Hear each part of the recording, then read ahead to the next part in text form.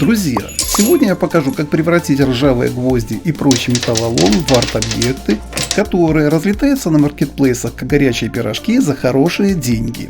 И расскажу, как одной самоделкой на заказ можно окупить буквально за один день новый сварочный полуавтомат Bestark MIG 145 9 Gen. Этим сварочным аппаратом я пользуюсь уже полгода, и для новичка он идеален. Почему? Он компактный, простой и интуитивно понятный в управлении, стоит около 13 тысяч рублей, варит как электродами, так и проволокой с газом и без. Докупив горелку, будет работать как тик-сварка. Перед тем, как покажу бизнес-примеры с арт-объектами из металлолома и пару самоделок, давайте разберемся, чем же он хорош. Во-первых, Bestark MIG 145 9 Gen экспортируется на американский рынок. Это видно даже по наклейке. Оборудование от 110 вольт питается только в Японии и Америке. Упаковка добротная. Вес аппарата 6,3 кг. Цвет приятный. Сборка аккуратная и качественная. Ножки резиновые. Двухметровый сетевой шнур на 2,5 квадрата. Рукав горелки мягкий, 2-метровый. Горелка небольшая. Кнопка нажимается легко. По комплектации: ремень на плечо, ключик, 2 полукилограммовых катушки проволоки, флюсовая для сварки без газа и обычная для сварки с газом. Инструкция на английском, хорошо иллюстрирована. Жесткий 2-метровый шланг. Нас на бюджетных аппаратах резьбы не ставят. Я сюда чуть позже заколхозил быстросъем. Провод массы с клеммой, заземление обычный. А вот держатели электродов массивный. Наши поменьше и не такие тугие. Оба кабеля 2-метровые, алюминиевые, с 25-ми байонетами. Из расходников положили фум-ленту.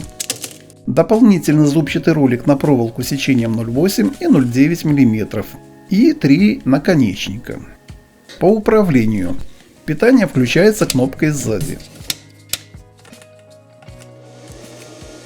Эта кнопка переключает сварку на проволоку, тик-сварку, либо электроды.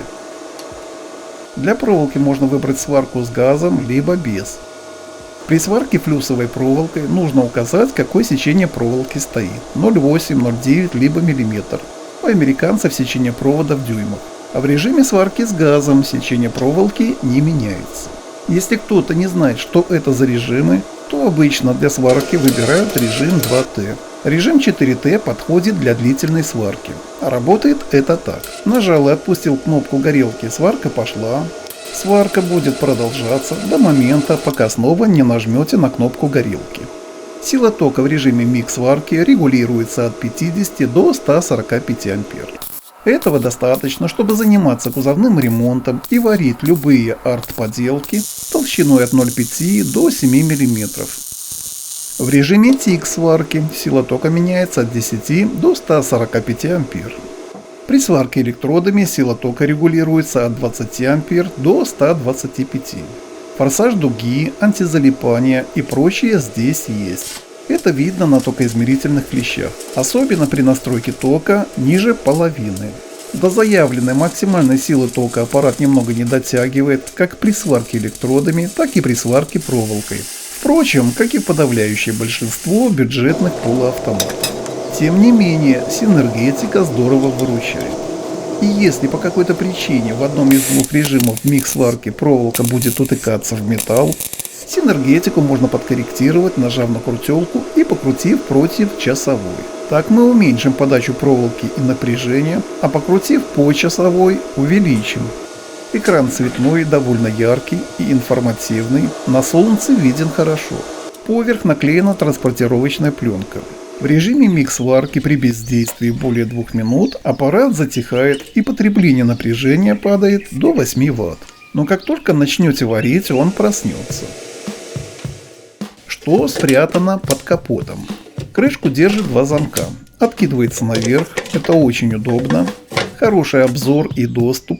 Установлен двухроликовый пластиковый подающий механизм. Ролик можно поменять за пару секунд. Тут установлен на 0,8 и миллиметровую проволоку. И тоже с насечкой. 5-килограммовая катушка сюда не влезет. Килограммовки дороже. Чтобы не переплачивать, я сделал простую приблуду и мотаю килограммовки сам. Здесь же еще находится кнопка протяжки проволоки. Мне этот аппарат нравится за компактность и мобильность. От момента достал, включил и прихватил, тратишь минимум времени. Поэтому пользуюсь им чаще, чем другими. Если его сравнить по габаритам с профессиональным полуавтоматом, то второй реально огромный и тяжелый. У меня есть еще 223 Solaris, но и тот в 2 раза шире и тяжелее. Опять-таки настройки. На этом аппарате нужно настраивать вручную индукцию, подачу проволоки и напряжение. Для новичка это сложно. Без Stark, зная толщину металла, подкручиваешь силу тока по таблице, остальное сделает синергетика. Еще одно достоинство в том, что аппарат комфортно себя чувствует как при напряжении в 110 американских вольт, так и при 240 наших. Там, где сильно проседает напряжение, этот полуавтомат вне конкуренции. Разбирается аппарат для продувки и прочистки легко. В бюджетных полуавтоматах обычно все собрано на одной плате. Тут, как у более дорогих, с одной стороны стоит силовая плата с конденсаторами, дросселями и диодами, с другой плата управления, которая хорошо залита лаком. Благодаря лаку он может работать при температуре от минус 25 до 40 градусов по Цельсию. Теперь по недостаткам. Первое, что бросается в глаза, это 2-метровые сварочные кабеля и несъемный рукав горелки полуавтомата. Был бы рукав съемный, аппарат бы стоил уже дороже. Но вот если бы он был длиннее на метр, я был бы рад. С другой стороны, все цепляется одно за другое. Чем длиннее будет рукав, тем мощнее нужен моторчик, подающий проволоку. Здесь же стоит небольшой. 5-килограммовая катушка сюда не влазит, но с большой катушкой аппарат бы уже весил килограмм 10. На плече долго не потягаешь. Первое знакомство с аппаратом Stark я начал с тестов. Электродами как тройкой, так и четверкой варит уверенно. Двойкой на 30 амперах варил металл толщиной 0,8 мм, 0,5 прожигает. Можно купить более тонкие электроды для более тонкого металла, но зачем, когда есть полуавтомат. Для сварки флюсовой проволокой без газа этот кабель подключаем к минусовому байонету, провод массы с клеммой подключаем на плюс, флюсовая проволока миллиметровая, перевернем ролик, заправляем проволоку,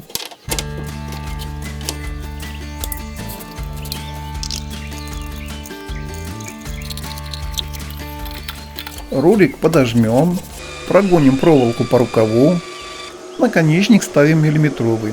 Для 0,8 проволоки ролик переворачиваем на 0,8 и наконечник ставим на 0,8. Если же варим с газом обычной проволокой, то этот кабель подключаем на плюс, а кабель массы подключаем на минус.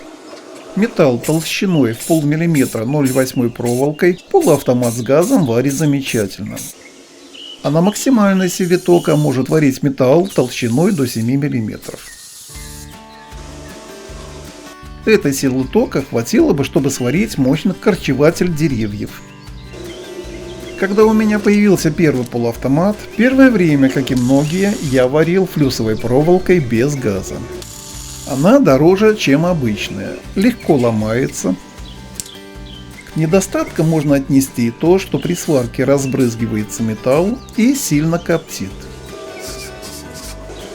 Но есть и достоинство. Сопло полуавтомата широкое, с ним подлезешь не везде, а для флюсовой проволоки газ не нужен. Можно варить без сопла, либо использовать керамическое сопло, чтобы не налипал металл на наконечник.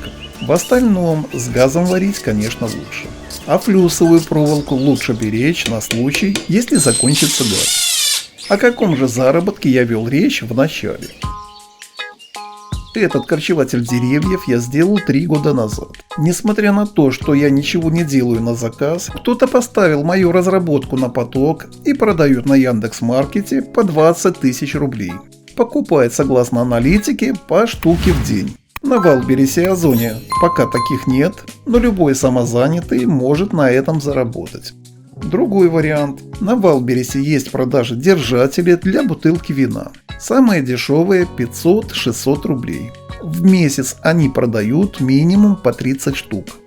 Если вычесть стоимость цепи и электроэнергии, то чистой прибыли получится около 400 рублей. Умножаем на 30 – 12 тысяч рублей. Я без специальной формы, как говорится на коленке, сделал такую подставку за 40 минут. Но имея форму и сварочный полуавтомат, такие подставки можно делать не напрягаясь за 15-20 минут. Сделав 30 подставок за один день, к концу месяца получишь 12 тысяч рублей. Я бы такую подставку не купил, но люди берут, и судя по отзывам, им это нравится. Забудем про эти подставки, потому что есть более интересные варианты в нише, которые пока еще свободны. Сувениры и поделки в стиле арт. Сколько будет стоить 5 старых ржавых гвоздей и полена? Сущие копейки. Согнем и обрежем 4 гвоздя. Гнутые гвозди приварим. Сварочный полуавтомат гвозди варит играючи.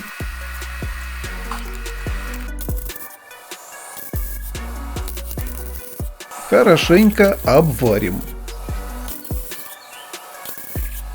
Еще не догадались, что у нас получится. И, собственно, все готово. Немного вытянем гвоздь. И на что это похоже? Поделку можно представить как подарочный сувенир или художественный экспонат. Упрямый гвоздь. Молоток как бы пытается его вытянуть, а он упирается как только может. С молотком такую поделку можно продавать рублей за 800-900, без молотка рублей за 400. Сувениры будут раскупаться на плеймаркетах, как горячие пирожки. И таких поделок может быть много. В интернете полно ресурсов, откуда можно черпать идеи. В следующем видео покажу новую многофункциональную самоделку, которая может заменить целый ряд инструментов. Она может делать черенки любого диаметра, выбирать четверти и скосы, к примеру, для простых оконных рам, резать рейку, дранку и штапик. Сварил ее тоже полуавтоматом без старта. На этом все, дорогие друзья, спасибо за просмотр, не забудьте поставить лайк или дизлайк и подписаться на мой канал.